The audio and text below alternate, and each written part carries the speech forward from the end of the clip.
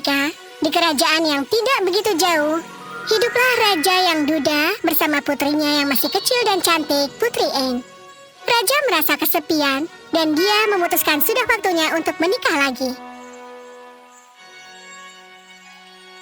Rakyatku yang setia, aku telah memutuskan untuk mencari ratu baru. Dan terlebih lagi, Putri Anne membutuhkan kasih sayang keibuan. Kalian juga membutuhkan ratu. Akhirnya, kegembiraan mekar dan Ratu Valora, seorang wanita anggun namun iri, tiba di kastil bersama putrinya Kate.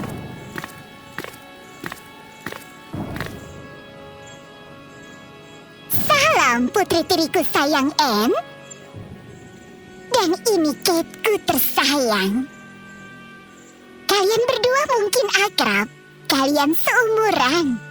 Malam itu di kamar pribadinya, Ratu Valora menatap potret Putri Anne dan rasa irinya terlihat jelas. Dia terlalu cantik untuk dirinya sendiri. Sementara itu, Anne dan Kate cepat berteman. Mereka tertawa dan berlari mengelilingi taman kastil sambil bermain bersama. Kau saudari yang selalu aku dambakan, Kate. Dan kau teman yang paling kuhargai, Anne. Aku harus memastikan Anne tidak lebih cemerlang dari Kateku. Keesokan harinya, Ratu Valora berkelana ke hutan mistis, di mana dia bertemu dengan istri ayam yang penuh teka-teki di pondoknya. Istri ayam? Mereka bilang kau bisa sihir. Aku membutuhkan bantuanmu. Bicarakan masalahmu, Ratu. Kecantikan Anne melebihi masa depan putriku, Kate. Itu masalah sederhana. Bawa dia kepadaku besok saat fajar. Keesokan paginya, Ratu Valora menyusun rencana jahatnya, dan Putri Anne dengan polosnya menemani ratunya. Mereka tiba di kediaman istri ayam yang menakutkan. Kami datang untuk membeli telur segar, istri ayam. Apa kau punya? Tentu saja, Yang Mulia. Jika gadis itu berkenan membuka tutup panci itu. Saat Putri Anne dengan hati-hati membuka tutup panci, hal yang aneh terjadi dan ada keajaiban yang aneh. Seekor domba melompat duduk di atas kepalanya dan kepala Putri Anne berubah. Pelakunya adalah Ratu Valora dan sihir jahat istri ayam. Oh tidak, bagaimana ini bisa terjadi? Tolong! Tolong! Astaga, sungguh sebuah tragedi. Sang ratu menangis air mata buaya dan terisak-isak seakan putrinya sendiri yang menjadi mangsa sihir jahat. Putri tidak bisa berbicara walaupun dia mencoba. Ba-ba! Ba-ba! Ba! Ba! Ba-ba-ba-ba-ba!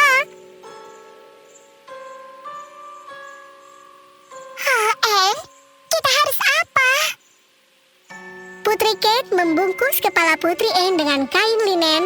Dia tidak bisa melihat penderitaannya. Kita tidak bisa membiarkanmu seperti ini. Kita harus mencari bantuan. Ayo pergi. Jangan membuang-buang waktu. Putri Kate bertekad untuk menyembuhkan penderitaan aneh saudarinya. Meraih tangannya dan membawanya ke kastil yang jauh.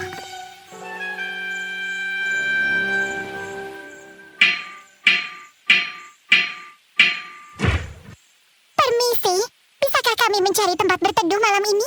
Saudariku sakit, dan kami berdua sangat lelah. Aku khawatir itu tidak mungkin. Pangeran muda kita juga sedang sakit. Dan itu sebuah misteri. Lagi pula, siapapun yang tinggal bersamanya di malam hari akan menghilang. Aku mengerti betapa buruknya hal itu. Tapi kami tidak punya tempat lain untuk pergi. Kumohon. Baiklah, tapi dengan satu syarat ya. Kau harus merawat pangeran yang sakit pada malam itu. Jika kau berhasil, kau dapat tinggal dan raja akan memberimu hadiah yang berharga. Malam terus berlalu, tapi Kate tetap terjaga. Dia waspada. Pada tengah malam, pangeran yang sakit itu bangun, berpakaian, dan meninggalkan ruangan. Dia tidak memperhatikan Kate. Kate mengikutinya untuk melihat apa yang dia lakukan. Kate memperhatikan pangeran saat dia berjalan ke kandang, dan saat dia sibuk, Kate memanfaatkan kesempatan itu dan mengumpulkan kacang-kacangan dari pepohonan. Pangeran menaiki kudanya dan pergi. Kate dengan gesit melompat ke atas kudanya tanpa terlihat. Pangeran yang sakit dan Kate tiba di Bukit Hijau. Buka-buka bukit hijau luas sejuk, biarkan pangeran muda ini untuk masuk. Sebuah lorong di Bukit Hijau terbuka. Pangeran memasuki aula yang megah dan terang, dipenuhi peri. Kate menyelinap di belakangnya. Kate menyaksikan pangeran menari tanpa kenal lelah, bersama para peri yang mempesona. Saat fajar, sang pangeran dan Kate bergegas kembali ke kuda mereka.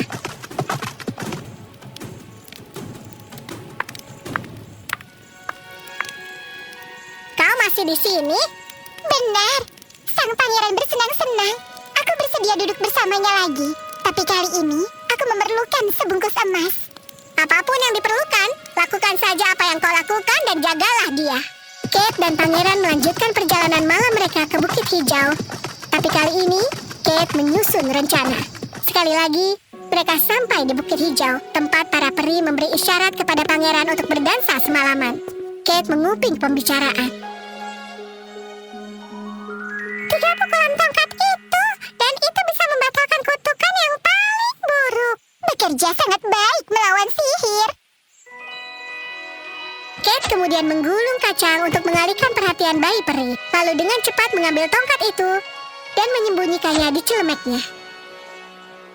Pangeran dan Kate kembali ke rumah.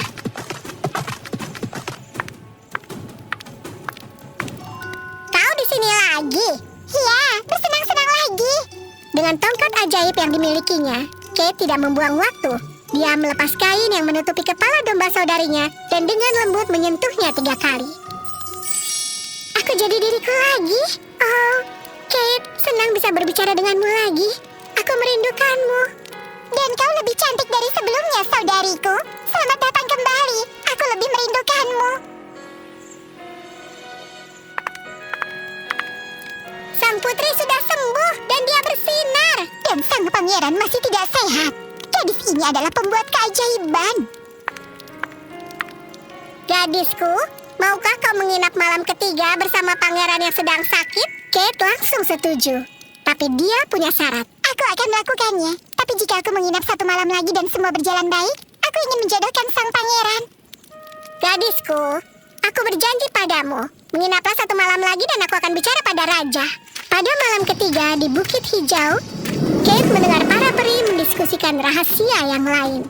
Sup jelai ajaib yang bisa menyembuhkan penyakit pangeran yang sakit. Kau tahu? 3 teguk sup jelai ajaib itu dapat menyembuhkan transhipnosis sepenuhnya. Kate melemparkan kacang yang telah dia kumpulkan ke bayi peri yang meninggalkan keranjang jelai dan mengejar mereka. Lalu Kate diam-diam membawanya ke keranjang dan memasukkan segenggam jelai ke celemeknya. Pangeran yang sakit dan Kate kembali ke kastil pagi-pagi. Alih-alih memecahkan kacangnya seperti yang dia lakukan sebelumnya, Kate merebus jelai ajaib dan membuat sepanci sup jelai. Segera ruangan itu dipenuhi aroma gurih. Pangeran yang sakit itu segera angkat bicara dari tempat tidurnya. Oh, baunya enak sekali. Aku harap aku punya semangkuk sup jelai itu. Ini sesendok saja, pangeranku. Sang pangeran dengan penuh semangat mengambil sesendok pertama. Enak sekali. Andai saja sesendok lagi. Sesendok lagi, kumohon. Aku merasa lebih baik. Jauh lebih baik. Sang pangeran sembuh dan mendapatkan kembali kekuatannya berkat sup jelai ajaib Kate. Lalu sang pangeran berpakaian dan duduk di dekat api unggun di sebelah Kate. Saat pelayan kastil datang ke kamar pangeran, Sudah kubilang supnya akan menghasilkan keajaiban. Memang benar, aku berhutang segalanya padamu. saudara pangeran bertemu dengan Anne dan percikan cinta langsung terjadi. Harus kuakui, kau adalah gadis tercantik yang pernah kutemui. Kau sendiri tidak seburuk itu. Cinta bersemi antara Anne dengan saudara pangeran itu. Kalau begitu, menurutku sebaiknya kita mengadakan pernikahan ganda. Iya, itu cocok. menikah di altar kerajaan. Kate dihadiahi seperti yang dijanjikan dalam bentuk koin emas dan cinta, dan mereka semua hidup bahagia selamanya.